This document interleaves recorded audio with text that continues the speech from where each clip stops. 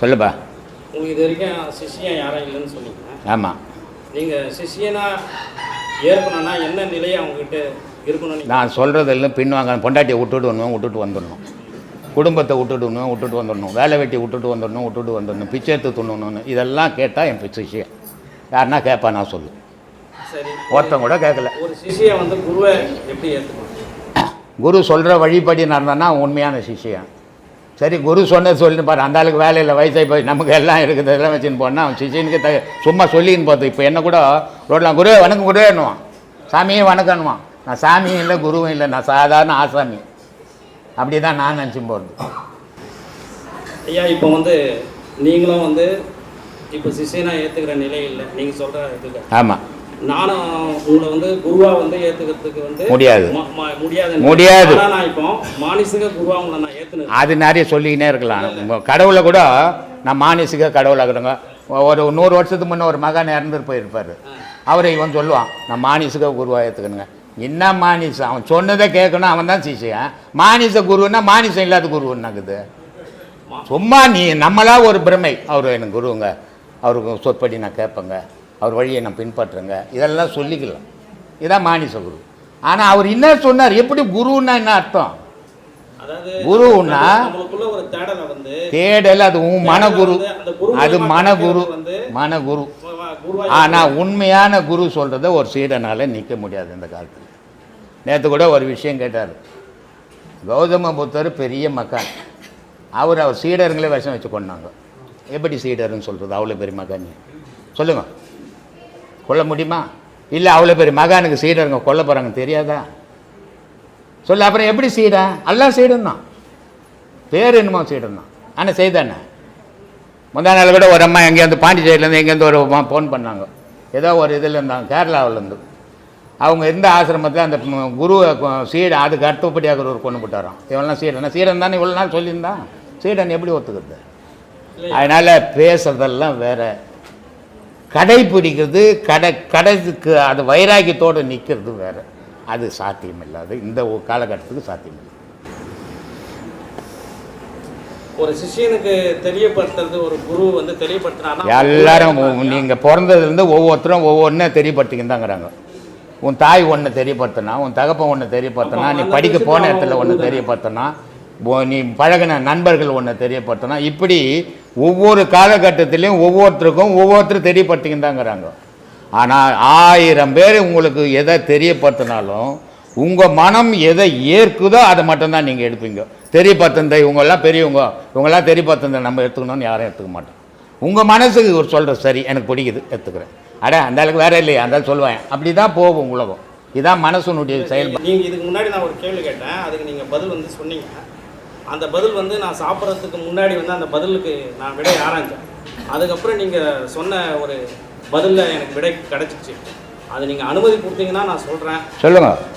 இப்போ வந்து நான் கேட்டேன், மறுபிறவி வேணாம் என்னட்டு ஏன் மகான்கள்லாம் சொல்கிறாங்க? இது வந்து படைப்பில் அற்புதமானது தானே மனித பிறப்பு அப்படின்னு சொன்னதுக்கு ஐயா என்ன சொன்னார்னா, அவங்க நிலைக்கு அது சரி, உன் நிலைக்கு நீ சொல்கிறது சரின்னு சொன்னார்.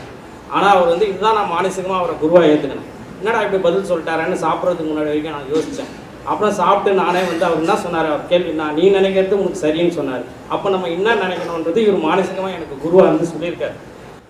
அது மாதிரி சொல்ல அதுதான் இது வந்து இப்போ நான் இந்த மீடியாவில் பேசுகிறேன். முந்தா நாள் ஒரு அம்மா சிங்கப்பூரில் வந்து எனக்கு கால் பண்ணுறாங்க. அவங்க நிறையா இந்த மாதிரி அன்னதானத்துக்கு அதுக்கு இதுக்கு டொனேஷன் பண்ணுறாங்க. அந்த அம்மா என்ன ஃபோன் பண்ணுறாங்க எனக்கு, இது வரைக்கும் எனக்கு ஃபோன் பண்ணல, ஃபஸ்ட் டைம் ஃபோன் பண்ணுறாங்க. சாமி, எத்தனையோ ஆன்மீகம் நெட்டில் வருது, ஆனால் இந்த மாதிரி தெளிவான ஆன்மீகம் யாருமே சொல்லலை. நீங்கள் பேசுகிறது எனக்கு ரொம்ப பிடிச்சிருக்குது. எவ்வளோ பேர் சாப்பிடுவாங்க, இவ்வளோ பேர் செலவாகுமா? உடனே நேற்று காலையில் 30,000 ரூபாய் அனுப்பிச்சிக்கிறாங்க. யாருன்னு எனக்கு தெரியாது.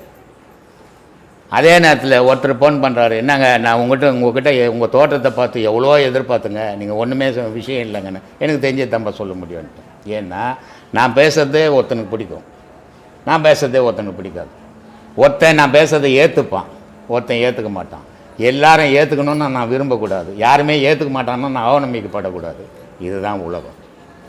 அதனால் மனசார குருவா நினைச்சதொட்டு நான் அது ஏத்துக்கிறதுல எனக்கு விடை கிடைச்சு இல்லை கிடைக்கும். அது உங்களுக்குள்ளே உங்கள் மனத்துக்குள்ளே கேள்வி கேட்கும்போது எப்பவுமே இந்த பாதையினுடைய நிலையே என்ன தெரியுமா? இந்த பாதையில் வர்றதுக்கு முன்னே மனுஷனுக்கு பல சந்தேகங்கள் மனசுக்குள்ளே வர்றது இயற்கை. இந்த சந்தேகங்களை ஒருத்தர்கிட்ட கேட்டால் தெரியுமா, இவரை கேட்டு பார்க்கலாமா, அப்போ அவர் தெரியலன்றார், இன்னொருத்தரை கேட்டு பார்க்கலாம், இப்படியே தேடும், எங்கேயாவது ஒரு இடத்துல கிடைக்கும். ஏன்னா ஒரு மனுஷனுடைய மனசில் ஒரு கேள்வி எழுந்ததுன்னா இன்னொருடைய மனுஷனுடைய மனசில் அதுக்கு பதில் எழுந்திருக்கும். ஆனால் அந்த மனுஷன் யாருன்னு தெரியாமல் இருக்கும். இதை தேடிக்கினே போகும்போது ஒரு இடத்துல கிடைச்சிடும். அவன் இவ்வளோ பேரை தேடிக்கினே போன ஒன்று அந்த விடை எங்கே கிடைச்சதோ அங்கே ஸ்டாப் ஆகிடுவான், அவன் நின்றுடுவான். ஏன்னா அவன் தேடினது கிடச்சி போச்சு, அதுக்கப்புறம் அவன் தேட வேண்டிய அவசியம் கிடையாது. ஆனால் கடைசி வரைக்கும் சில பேருக்கு விடையே கிடைக்காம தேடி நிற்பான். ஏன்னா அந்த கேள்விக்கு விடையே இருக்காத கேள்வியை கேட்டுன்னு தெரிவான். ஒரு கேள்வி இருந்தால் விடை இருக்கணும், ஆனால் விடையே இல்லாத கேள்வி கேட்டுன்னு தெரிஞ்சான்னா அவனுக்கு கடைசி வரைக்கும் வாழ்நாளில் விடையே கிடைக்காது, அவனுக்கு எங்கேயுமே பதில் கிடைக்காது, அவனுக்குள்ளவே வாங்கிடுவான். இப்படி சில விஷயங்கள் இந்த உலகம்ன்றது. ஏன்னா இப்போ ஒரு தாய் வயிற்றில் ஒரே தாய் ஒரே தகப்பன், 2 பிள்ளைங்க பிறகுது. அப்போது ஒரு தாய் விந்தில் ஒரு தகப்பனுடைய விந்தில் பிறந்த குழந்தை ஒரே மாதிரி தாய் மாதிரியே இருக்கணும், தகப்பன் மாதிரியே இருக்கணும். தாய் குணமே இருக்கணும், தகப்பன் குணமே இருக்கணும். 2க்கும் 2 பிள்ளையும் ஒரு தாய் வயிற்றில் பிறந்த புள்ள 2க்கும் ஒரே குணம் இருக்கணும். ஆனால் 2 புள்ளியில் ஒரு புள்ளையும் கத்தி எடுத்து வெட்டிக்கிறான். ஏன்? ஒரு தாய் வயிற்றில் பிறந்த புள்ளியை இந்த மன வேற்றுமை வரலாமா? ஏன் வந்தது? அவன் உடல் அமைப்புக்கு ஏற்ற மாதிரி அவனுக்கு எண்ணங்கள் தோன்றுச்சு, இவன் உடல் அமைப்புக்கு ஏற்ற மாதிரி இவனுங்களுடைய எண்ணங்கள் தோன்றுச்சு, அவனுடைய பார்வைக்கு ஏற்ற மாதிரி அவனுக்கு விடை கிடைச்சது, இவனுடைய பார்வைக்கு ஏற்ற மாதிரி இவனுக்கு விடை கிடைச்சது. அப்போது 2 சில நேரத்தில் ஒத்து போகுது, சில நேரத்தில் எதிர்த்து நிற்குது. ஒரே தாய் வயிற்று பிள்ளைங்க தான். ஒரு தாய் வயிற்று புள்ளிக்கே இவ்வளோ வேற்றுமை இருக்குதுன்னா வேறு தாய் வயிற்றில் வேறு தகப்பனுக்கு போந்தவனுக்கு எவ்வளோ வேற்றுமை இருக்கும்? அதனால் எல்லாரும் ஒரே மாதிரி இருப்பாங்க, நம்ம நம்பவே கூடாது. நம்பினா நம்மளை விட முட்டாள் யாரும் இருக்க மாட்டாங்க. அதனால் நான் நம்புறதே கிடையாது. நேற்று ஒரு அம்மா தூக்கு போட்டு செத்துட்டாங்க நம்ம வீட்டாண்ட.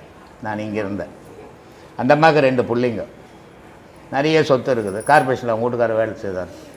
காலையில் வட்டி, ஸ்பீட் வட்டி, வார வட்டி, மாத வட்டி, இப்படி பல வட்டிங்களை கொடுத்து சேர்த்து வச்சுக்கிறாங்க. போதாதா சாப்பிட? பிள்ளைங்கள்லாம் சம்பாதிக்கிறாங்க, போதும்ல. தன்னை மேலே போய் கேஸு போட்டாங்க, கேஸு தோத்துச்சு. நேற்று காலையில் தற்கொலை பண்ணிக்கினாங்க. இது எதை சம்மந்தப்பட்டு சொல்கிறீங்க சொல்லுங்கள்? இதுக்கு எது காரணம்? எல்லா வசதிக்குது. இதுதானே மனுஷங்கிட்ட இருக்குது, இதனால தானே அழிவு வருது. இதை தான் திருத்திக்குங்கோன்றேன், இதை தான் சொல்லிக்கிறேன். இவர் சொன்னார் தெரியுமா, காலையில் நான் நிம்மதியாக இருக்கிறேன்னு. அந்த வார்த்தை வரணும். 1000 ரூபாய் சம்பாரிச்சேன், நான் நல்லா இருக்கிறேங்க, போதுங்க. எனக்கு 5000 ரூபாய் வந்து போதுங்க, எனக்கு 5000 ரூபாய் வந்துங்க. 5000 ரூபாய் வரும்போது 50000 ரூபாய் போதா, 5000 ரூபாய் பத்தாது, 50000 ரூபாய் ஓணும் நினச்சிட்டிங்கன்னா 1 கோடி வந்தாலும் பத்தாது. அப்போது இந்த இன்பமும் துன்பமும் எங்கே இருக்குது? வெளி உலகத்தில் இருக்குதானே? இல்லை, உன் மனசுக்குள்ளவே இருக்குது. அப்போ உன் மனசை சீர் பண்ணுங்கன்னு சொல்லிங்கிறேன். அதுக்கு தான் மனசை சுத்தம் பண்ணிட்டீங்கன்னாவே உங்கள் வாழ்க்கை அமைதியான வாழ்க்கையாக இருப்பீங்க. மனசில் 1000 எண்ணங்களை போட்டு சொருவிச்சிங்கன்னா நிம்மதி இல்லாத வாழ்வு வாழ்வீங்க. முதல்ல மனசு தான் இந்த உலக வாழ்க்கைக்கு பேஸ். அதுக்கு மேலே ஒன்றுமே கிடையாது.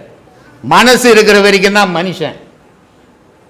மனசு இருந்து உருவம் இருந்தால் அவன் ஞானி. மனசு மறைஞ்சதுன்னா மனம் போனால் அவன் பிணமாயிடுவான். இதுதான் உலக வாழ்க்கை. இல்லை நான் சொல்கிறதெல்லாம் சத்தியம், இல்லை நீ சொன்னதெல்லாம் சத்தியம், யாரும் சொல்ல முடியாது. அவன் சொல்கிறது அவனும் சத்தியம். நான் பேசுறதெல்லாம் எனக்கு சரி, நீங்கள் இப்போ சொல்கிறதெல்லாம் உங்களுக்கு சரி.